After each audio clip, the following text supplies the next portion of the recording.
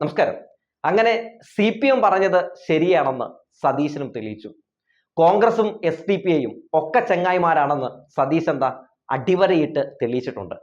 കഴിഞ്ഞ കുറച്ച് ദിവസം മുമ്പാണല്ലോ, അതായത് SDPIയുടെ സംസ്ഥാന പ്രസിഡന്റ് അഷ്റഫ് മൗലവി ഇങ്ങനെ പറഞ്ഞത്. അതായത് ലോക്സഭാ തെരഞ്ഞെടുപ്പിൽ ഞങ്ങൾ സ്ഥാനാർത്ഥികളെ നിർത്തുന്നില്ല, മറിച്ച് UDF-നാണ് ഇക്കുറി ഞങ്ങളുടെ പിന്തുണ എന്ന്. അപ്പോ ഇന്ന് VD സതീശൻ തിരുവല്ലയിൽ ഒരു വാർത്താ സമ്മേളനം നടത്തുകയാണ്. വേറെ ഒന്നുമല്ല, 24 മണിക്കൂറും പറഞ്ഞുകൊണ്ടിരിക്കുന്ന കുത്തിത്തിരിപ്പും വികസന വിരുദ്ധതയും പിണറായി വിരുദ്ധതയും ഒക്കെ ഇങ്ങനെ പറഞ്ഞുകൊണ്ടിരിക്കുകയാണ്. അതിനിടയിൽ ഒരു മാധ്യമപ്രവർത്തകൻ, നട്ടലുള്ള ഒരു മാധ്യമപ്രവർത്തകൻ, SDPIയുടെ ഒരു പിന്തുണ ഈ UDF-ന് കിട്ടുമെന്ന രീതിയിൽ SDPIയുടെ സംസ്ഥാന പ്രസിഡന്റ് പറഞ്ഞിട്ടുണ്ടല്ലോ, അത് തിരസ്കരിക്കുന്നുണ്ടോ, എന്താണ് അതിനുള്ള പ്രതികരണം എന്നുള്ള ഒറ്റ ചോദ്യം. സതീശിനൊരു ഒറ്റ ഞെട്ടല്. ഉത്തരം ഉണ്ടാവില്ലല്ലോ. ഈ ചോദ്യം നമ്മുടെ CPM-നോടാണ് ചോദിച്ചിരുന്നെങ്കിൽ അങ്ങനെ കിട്ടുന്ന ഒരു വോട്ടും വേണ്ട, ഒരു സ്ഥാനവും വേണ്ട എന്ന് മുഖത്തടിച്ചോണം പറയും. പക്ഷെ സതീശൻ എന്താണ് പറഞ്ഞതെന്ന് അറിയും. അങ്ങ് പറയാതെ പറഞ്ഞു, അയ്യോ ഞങ്ങൾക്ക് ആ വോട്ട് വേണേ എന്ന്.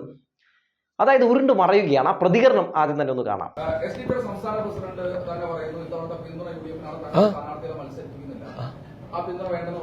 അല്ലല്ല, ഞാൻ പറയട്ടെ, ഞങ്ങൾ അവരുമായിട്ട് ഒരു ധാരണയും ഇല്ല.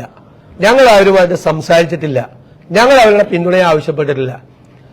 അവര് പല ആളുകളും വന്ന് പിന്തുണ പ്രഖ്യാപിക്കുകയാണ്, പല കക്ഷികളും പിന്തുണ പ്രഖ്യാപിക്കുകയാണ്. ഞങ്ങള് ആളുകൾ ഇൻഡിവിജ്വലായിട്ടാണ് വോട്ട് ചെയ്യണത്, അവരവരുടെ ഇഷ്ടപ്രകാരം. രഹസ്യ വോട്ടാണ്, ഇഷ്ടമുള്ളവർ വോട്ട് ചെയ്യട്ടെ.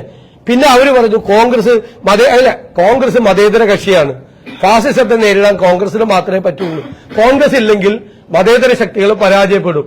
അപ്പൊ കോൺഗ്രസ് മതേതര ശക്തി അല്ലാന്ന് ഞങ്ങൾ പറയണം. കോൺഗ്രസ് ഞങ്ങൾ അങ്ങനെ പറയണം. അത് അങ്ങനെ എല്ലാവരും പറയുന്നുണ്ടെന്ന്, നാട്ടില് എല്ലാവരും പറയുന്നുണ്ട്. കോൺഗ്രസിനെ നേരിടാൻ ഫാസിസ്റ്റ് ശക്തികളെ നേരിടാൻ കോൺഗ്രസിന് മാത്രമേ കഴിയുകയുള്ളൂ ദേശീയ തലത്തിൽ. അല്ലാതെ കേരളത്തിൽ 15ഉം തമിഴ്നാട്ടിൽ 2ഉം രാജസ്ഥാനിൽ 1 സീറ്റിലും മത്സരിക്കുന്ന CPM-ന് പറ്റുമോ? പറ്റില്ല. അതാണ് CPM-ഉം അതുപോലെ തന്നെ മറ്റുള്ളവരും ഒരുപക്ഷെ നിങ്ങൾ പിന്തുണയ്ക്കുന്നതൊക്കെ പറയുന്നത് പോലും പരസ്യമായിട്ട് അവരുടെ വോട്ട് വേണ്ട എന്ന് പറയുന്ന ധൈര്യം CPM ആരോഗ്യം നോട് പറയാം, ഞാൻ വിശദീകരിച്ച് പറയാം. പിന്നെ പറഞ്ഞ ഞാൻ 6 തെരഞ്ഞെടുപ്പിൽ മത്സരിച്ചിട്ടുണ്ട്. 6 തെരഞ്ഞെടുപ്പിൽ ഈ 6 തെരഞ്ഞെടുപ്പിലും ജമാഅത്ത് ഇസ്ലാമി പിന്നീടുണ്ടായ ഇടക്കാലത്തുണ്ടായ വെൽഫെയർ പാർട്ടി എനിക്കെതിരായിരുന്നു. 2019 ഇലക്ഷനിൽ ദേശവ്യാപകമായിട്ട് ഈ BJP-യെ തോപ്പിക്കാൻ കോൺഗ്രസിന് പിന്തുണ കൊടുക്കാൻ അവർ തീരുമാനിച്ചു. അന്ന് മുതൽ അവർ വർഗീയവാദികൾ.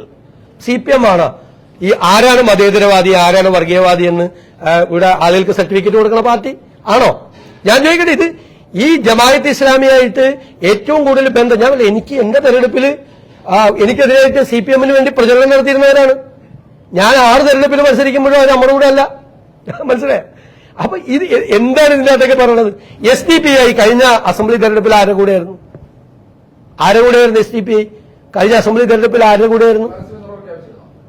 അവര് CPM-ന്റെ കൂടെയായിരുന്നു. ഇനി കഴിഞ്ഞ പാർലമെന്റ് ഇലക്ഷനിൽ അവര് സ്ഥാനാർത്ഥിയെ നിർത്തി മത്സരിപ്പിച്ചിരുന്നു, ഞങ്ങൾ ജയിച്ചില്ലേ?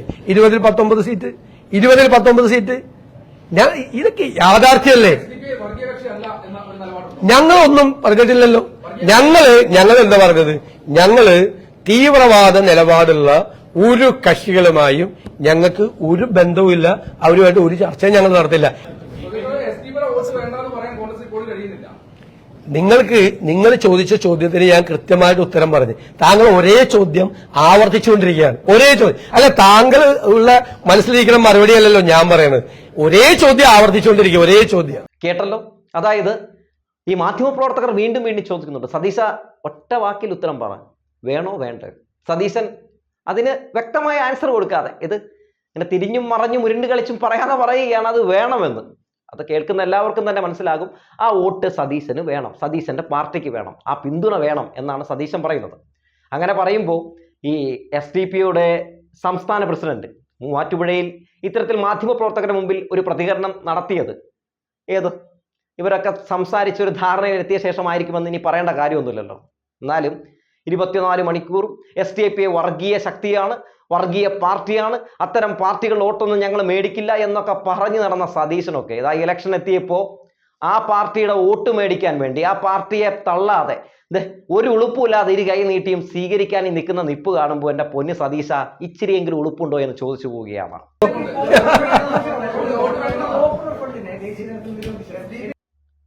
വോട്ടിന് വേണ്ടി, 4 വോട്ടിന് വേണ്ടി ഏതറ്റവും വരെ പോകാനും എവിടെ പോയി ഇങ്ങനെ നടുകുനിച്ച് നിൽക്കാനും ഒരു മടിയുമില്ലാത്ത ഒരു പ്രസ്ഥാനവും പാർട്ടിയും ഒക്കെയാണ് നിങ്ങളെന്നതാ തെളിയിച്ചിരിക്കുകയാണ്.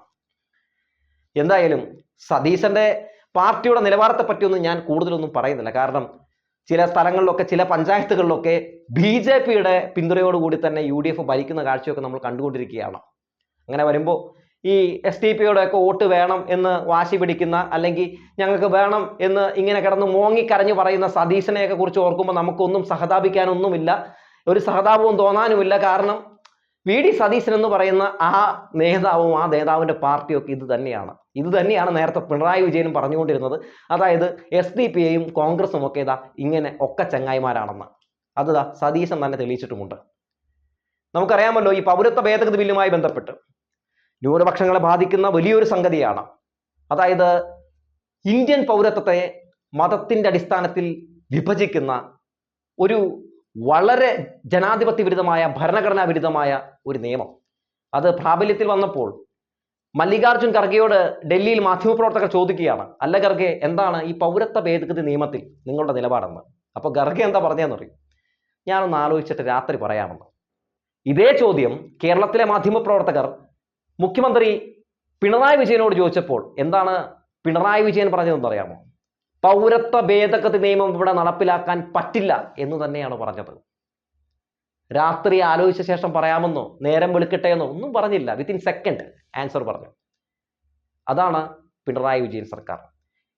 ഇതേ ചോദ്യം ഈ SDP ഈ പിന്തുണ കൊടുക്കാൻ പോകുന്നത് CPM-നാണ്, LDF-നാണ് എന്ന് പറഞ്ഞിരുന്നുവെങ്കിൽ വിത്തിൻ സെക്കൻഡ് ആ വോട്ട് വേണ്ട എന്ന് LDF പറയുമായിരുന്നു. പല സ്ഥാനാർത്ഥികളും ഇതുമായിട്ട് ബന്ധപ്പെട്ട് പ്രതികരിച്ചുകൊണ്ടിരിക്കുകയാണല്ലോ. അപ്പോഴും ഞങ്ങളെ കാണുക, ഞങ്ങൾക്ക് ഒരു ഉളുപ്പില്ല ഞങ്ങൾക്ക് ഇത്തരം വോട്ടുകളൊക്കെ വേണം എന്ന രീതിയിൽ സതീശൻ കിടന്നതായി ഇങ്ങനെ ഉരുണ്ടു മറിഞ്ഞ് കളിക്കുന്നത് കാണുമ്പോൾ എൻ്റെ പൊന്ന് സതീശ, അധികാരം പിടിക്കാനും സീറ്റ് പിടിക്കാനും നിങ്ങൾ ഏതറ്റം വരെയും പോകുമെന്ന് തെളിയിച്ചുകൊണ്ടിരിക്കുകയാണ്. ജനങ്ങൾ ഫാസിസ്റ്റ് ശക്തികൾക്കെതിരെ, വർഗീയവാദികൾക്കെതിരെ പോരാടുന്ന ഇവിടുത്തെ ജനങ്ങൾ ഇതൊക്കെ വ്യക്തമായി തന്നെ കാണുന്നുണ്ട്. കഴിഞ്ഞ തവണ ഇവിടുന്ന് ജയിച്ചു പോയ നിങ്ങളുടെ 18 MP-മാർക്കും ഈ കേരളത്തിന് വേണ്ടി ഒന്നും ചെയ്യാൻ കഴിഞ്ഞിട്ടില്ല എന്നൊക്കെ ജനങ്ങൾ മനസ്സിലാക്കി കഴിഞ്ഞു സതീശ. അതുകൊണ്ട് ഇങ്ങനെതാ ഓരോ ഇടങ്ങളിലും വാർത്താ സമ്മേളനം നടത്തി പച്ചക്കള്ളങ്ങൾ ഇങ്ങനെ പ്രചരിപ്പിച്ചുകൊണ്ടിരുന്നാൽ ജനങ്ങൾ അതേപടി വിഴുങ്ങും. എന്നിട്ട് വിഴുങ്ങിയ ശേഷം ഇതേ MP-മാരെ തന്നെ, അതായത് സിറ്റിംഗ് MP-മാരെ തന്നെ ജയിപ്പിച്ച് അങ്ങോട്ട് അയച്ച് ജനങ്ങൾ കഴുതകളായി തന്നെ അങ്ങ് നിൽക്കും എന്നാണ് വിചാരിച്ചിരിക്കുന്നതെങ്കിൽ ഇനി അങ്ങനെ ജനങ്ങളെ കഴുതകളാക്കാൻ പറ്റില്ല സതീശ. ജനങ്ങൾക്കെല്ലാം മനസ്സിലായി കഴിഞ്ഞു. വ്യക്തമായ ധാരണ അവർക്കുണ്ട്. ഇത്തവണത്തെ ലോക്സഭാ തെരഞ്ഞെടുപ്പ് ഇന്ത്യയെ നിലനിർത്തുന്നതിന് വേണ്ടിയുള്ള തെരഞ്ഞെടുപ്പാണ്. അതുകൊണ്ട് ഈ പോരാട്ടത്തിൽ LDF സ്ഥാനാർത്ഥികൾ ഇവിടുന്ന് ജയിച്ചു പോകേണ്ടത് ഈ രാജ്യത്തിൻ്റെ അനിവാര്യതയാണ് എന്ന് ജനങ്ങൾ മനസ്സിലാക്കുന്നു. രാജ്യം ചർച്ച ചെയ്ത, രാജ്യത്തെ സംബന്ധിക്കുന്ന ഏത് വിഷയത്തിലാണ് കോൺഗ്രസിന് നിലപാട് പറയാൻ കഴിഞ്ഞിട്ടുള്ളത്? പൗരത്വ ഭേദഗതി നിയമത്തിലോ മണിപ്പൂർ വിഷയത്തിലോ ഒരു വിഷയത്തിലും പറയാൻ കഴിഞ്ഞിട്ടില്ലെന്നേ. മണിപ്പൂരിൽ എങ്ങനെ പറയും? ബീരേൻ സിംഗ് എന്ന് പറയുന്ന അവിടുത്തെ മുഖ്യമന്ത്രി ആരാണ്? കോൺഗ്രസിന്റെ പഴയ നേതാവാണ്. BJP വില കൊടുത്ത് മേടിച്ച ആളാണ്. അയാൾക്ക് എങ്ങനെ സംസാരിക്കാൻ കഴിയും മണിപ്പൂർ കലാപത്തിനെതിരെ? അല്ലെങ്കിൽ കോൺഗ്രസിന് എങ്ങനെ സംസാരിക്കാൻ കഴിയും മണിപ്പൂർ കലാപത്തിനെതിരെ? പക്ഷെ ഈ വിഷയങ്ങളിലൊക്കെ ക്രൈസ്തവരെ സംഘപരിവാരങ്ങൾ വേട്ടയാടുമ്പോൾ, അവിടെ വംശീയ കലാപം നടക്കുമ്പോൾ LDF-ന് സംസാരിക്കാൻ കഴിയുമെന്ന്. അവിടുത്തെ വേട്ടയാടപ്പെടുന്ന ഇരകൾക്ക് വേണ്ടി, നീതിക്ക് വേണ്ടി സംസാരിക്കാൻ LDF-ന് കഴിയും. അതാണ് കണ്ടുകൊണ്ടിരിക്കുന്നത്. നിങ്ങൾ നിശബ്ദതയുടെ കുപ്പായമണിഞ്ഞ് ലോക്സഭാ തെരഞ്ഞെടുപ്പും നിയമസഭാ ഇലക്ഷനും ഒക്കെ അടുക്കുമ്പോൾ ജനങ്ങളെ തെറ്റിദ്ധരിപ്പിക്കാൻ വേണ്ടി, ജനങ്ങളെ പറ്റിക്കാൻ വേണ്ടി പുണ്യാളന്റെ വേഷമണിഞ്ഞ് രംഗത്തേക്ക് വരുമ്പോഴും ജനങ്ങൾക്കറിയാമെന്നേ ആരാണ് ശരി ആരാണ് തെറ്റെന്ന്. അതുകൊണ്ട് ഇത്തവണ തൽക്കാലത്തേക്ക് സതീശന്റെ പാർട്ടിയും സതീശന്റെ സ്ഥാനാർത്ഥികളും ഒക്കെ വീട്ടിലിരിക്കും. കഴിവുള്ളവർ പോകട്ടെ ലോക്സഭയിലേക്ക് എന്ന് പറഞ്ഞു വെച്ചുകൊണ്ട് നിർത്തുകയാണ്.